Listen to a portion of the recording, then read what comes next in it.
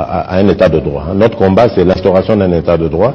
Et moi, j'en profite ici pour dire que j'insiste pour que les cadres de demain, les dirigeants de demain ne soient pas des gens qui ont été mêlés à la mégestion. Et donc, quel que soit notre allié de coalition, si jamais le peuple le décide ainsi, eh ben, il devra se débarrasser de tous les mauvais gestionnaires. Ou bien ils seront rattrapés par la justice et mis en prison. Parce qu'il faut que dans ce pays, on mette fin à la corruption, il faut.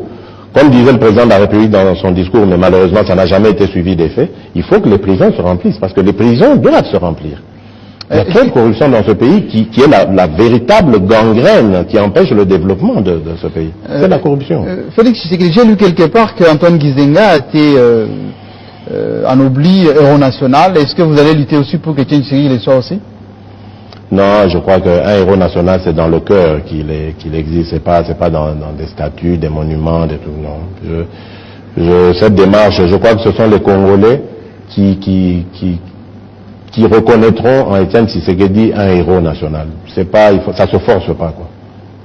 Ça ne se force. Donc vous contestez le statut d'Antoine Gizenga, héros national?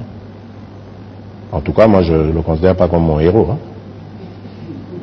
Peut-être qu'il est pour les gens du Palou, je respecte ça, mais pas le mien. Étudiant maintenant qui doit intervenir, c'est Peter Kassongoma de la Faculté des Relations Internationales, Angers 3, Université Chrétienne Cardinal Maloula. J'ai toujours dit que si j'accédais au pouvoir, c'est pour changer les choses.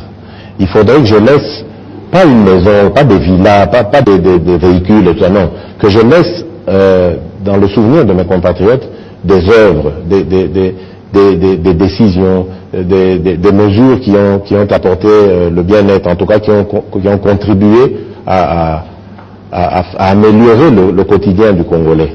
C'est ça, parce que, croyez-moi, c'est tous les jours que moi, j'ai mal. Tous les jours, quand je sors, quand je tombe dans les embouteillages, quand je roule dans un trou, quand je vois des gens marcher à la fin de la journée en masse, pas parce que n'ayant pas de transport rentrant chez eux,